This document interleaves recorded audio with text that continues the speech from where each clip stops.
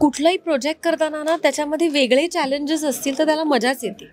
After so many years मला वाटतं आईवडिलांना समजून घेण्याचं माझं वय आहे आता. अभिनेत्री म्हणून कॅरेक्टर जगायला मजा येते. इथे माझ्याकडे 8 कॅरेक्टर्स आहेत जगायला. नमस्कार, मी अंकिता शिंदे. इट्स मज्जामध्ये तुम्हाला सगळ्यांचं स्वागत. नवी कोरी मालिका लवकरच आपल्या भेटीला येते आणि या मालिकेची निर्माती म्हणजेच मनवा नाईक आपल्यासोबत आहे. कशा आहात?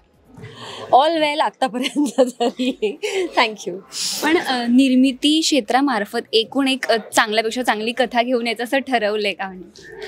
असं तुला वाटतं? ह्याच्यात मला खूप आनंद आहे की मी निर्माती म्हणून काम केलेल्या गोष्टी जर चांगल्या तुम्हाला वाटत असेल तर ती आनंदाची गोष्ट आहे. पण वेगवेगळे विषय मांडणं ही नेहमीच इच्छा असते. आणि या मालिकेची खरं तर मूळ संकल्पना सतीश राजवाड्यांची आहे. त्यामुळे प्रवाहाचं खूप क्रेडिट आहे की त्यांनी वेगळा विषय मांडायचा ठरवला आहे.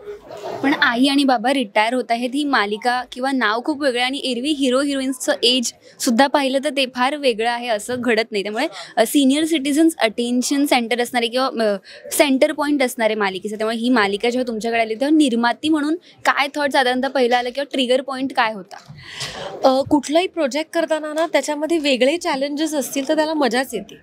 त्यामुळे इथे 60 वर्षाचे हिरो हिरोईन कास्ट करायचे होते. त्यामुळे आम्ही म्हणतो निवेदिता सराफांना की आमची हिरोईन तर हॅपनिंग आहे बाबा. कारण 60 वर्षाचं कपल आहे जे लीड पेअर आहे, आई बाबा आहे. आणि त्याच्यासाठी आम्ही ॲक्च्युली खूप शोधाशोध करून विचार करून कास्टिंग केलं आहे. कारण निवेदिता सराफाच्या चेहऱ्यामध्ये खूप गोडवा आहे. शी इज व्हेरी मदरली. आणि शुभाचं जे कॅरेक्टर आहे तशी ती खूप प्रमाणात सेटवरती आम्हाला जाणवते. तर ती माझी रोज डबा घेऊन येते घरून शूटिंगला आणि फोन करते की तू आज येणार आहेस का? तर मला असं वाटतं की हिचं काही काम असेल का माझ्याकडे, मला काही शूट ॲक्टर म्हणून काही सांगायचं आहे किंवा का ना तुझ्यासाठी मी जेवण आणलं आहे. तर ती जी मदरली आहे ती शुभा, ती निवेदिता सराफ फार सुंदर पद्धतीने आहे. आणि मंगेश कदम त्यांनी इतक्या नाटकांमध्ये काम केले, त्यांचं टायमिंग फार मस्त आहे.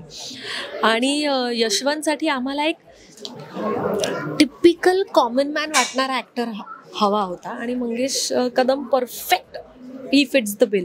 त्यामुळे 2 वेगळे कलाकार त्यांनी कधी एकत्र काम केलेलं नाही आहे. पण ही भट्टी जुळवून आणायला मजा आली आणि आईबाबांचं कास्टिंग झालं. आणि जेवढी आई वडील महत्त्वाचे तशी मुलंही महत्त्वाची आहेत. त्यामुळे आमच्याकडे एक यंगर जनरेशनचं पण ब्रिगेड आहे. 6 जण आहेत ते. 2 मुलं, 2 मुलं, 1 मुलगी आणि त्यांचे स्पाऊस. तर ते पण कास्टिंग इंटरेस्टिंग आणि ही सगळे एकत्र करून ही एक इंटरेस्टिंग आई बाबा रिटायरची टीम आहे. आणि ही सगळ्यांची गोष्ट आहे. पण एरवी ना आई बाबा जे सांगतात ते कदाचित त्यावेळेला आपल्याला पटत नाही पण नंतर पटतं. त्यामुळे ही मालिकाच आई बाबांवर आधारित असल्यामुळे तुमच्या आयुष्यातला एक असा अनुभव जो तुम्हाला तुमच्या आई बाबांमुळे आलाय. म्हणजे तुम्हाला मे बी सुरुवातीला त्यांचं मत पटलं नसेल पण नंतर ते पटलं आणि वाटलं की आय एम ग्रेटफुल की मी त्यांचं ऐकलं किंवा ते म्हणाले ते केलं. ॲक्च्युली हे वेळोवेळी वाटत आलंय. मला असं वाटतं की कॉलेजमध्ये किंवा शाळेमध्ये वगैरे होते तेव्हा आई वडील प्रिडॉमिनंटली तू म्हणतेस तसं तेव्हा तुम्हाला असं वाटतं की तुम्ही खूप शहाणे आहात, त्यामुळे तुम्हाला आईवडिलांचं ऐकायचं नसतं. आणि मग नंतर लक्षात येतं की अरे ॲक्च्युली ते म्हणत होते ते खूप खरं आहे. पण आता आफ्टर सो मेनी इयर्स मला वाटतं आईवडिलांना समजून घेण्याचं माझं वय आहे आता. त्यामुळे आता ते म्हणतात ते चुकीचं वाटत नाही. इनफॅक्ट ते म्हणतात ते मी अतिशय केअरफुली ऐकून त्याचा ॲनालिसिस करते की ते काय म्हणतायत एक्झॅक्टली, त्याचा काय अर्थ असेल आणि मी ते अंमलात आणायचा प्रयत्न करते. त्यामुळे I think I have outgrown this age की तुम्ही म्हणताय ते मला बरोबर वाटत नाही, तुम्ही म्हणताय ते बरोबरच आहे. ह्या स्टेजला मी पोचले. तुम्ही आता निर्माती म्हणून बऱ्याच वेगवेगळ्या प्रोजेक्ट्समधून समोर आलात. पण आता लवकर जर अभिनेत्री म्हणून किंवा एखादं प्रोजेक्ट करायचं झालं तर काय, म्हणजे कुठल्या प्रकारची भूमिका साकारायला आवडेल किंवा कधी याल प्रेक्षकांच्या भेटीला अभिनेत्रीच्या रूपातून? ॲक्च्युली मी काली राणी नावाचं नाटक, व्यावसायिक नाटक करत होते मिड दिस इयरपर्यंत. त्यामुळे पण निर्माती म्हणून काम करताना खूप त्याच्यामध्ये वेळ द्यावा लागतो. आणि डेली सोप म्हणजे महिन्याला 26 एपिसोड्स असतात. So it's a very rigorous job.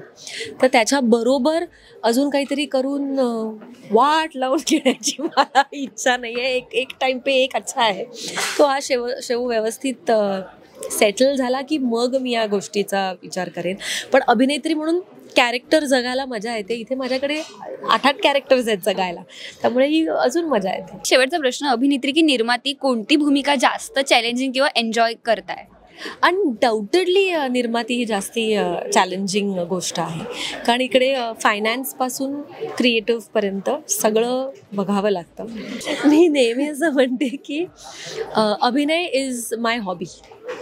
मला अभिनय करायला मजा येते, माझं प्रोफेशन निर्माता आहे. पण आम्ही उत्सुक आहोत की कधी तुम्ही अभिनेत्री म्हणून आमच्या भेटीला येता. Thank you so much. मालिका खूप छान आहे. आम्ही उत्सुक आहोत की कधी ती आमच्या भेटीला येते. पण जाता जाता प्रेक्षकांना काय सांगायला आवडेल का? 2 डिसेंबरपासून आई आणि बाबा रिटायर होते ही मालिका स्टार प्रवाहावर येणार आहे दुपारी 2:30 वाजता. ती नक्की बघा आणि तुमच्या प्रतिक्रिया आमच्यापर्यंत नक्की पोचवा. मी वाट बघते. थँक्यू सो मच आणि खूप साऱ्या शुभेच्छा. मराठी चित्रपटसृष्टीमधील latest update, original web series, shows, गाणी आणि एंटरटेनमेंटसाठी आमच्या चॅनलला सबस्क्राईब करा आणि बेल आयकन दाबायला विसरू नका.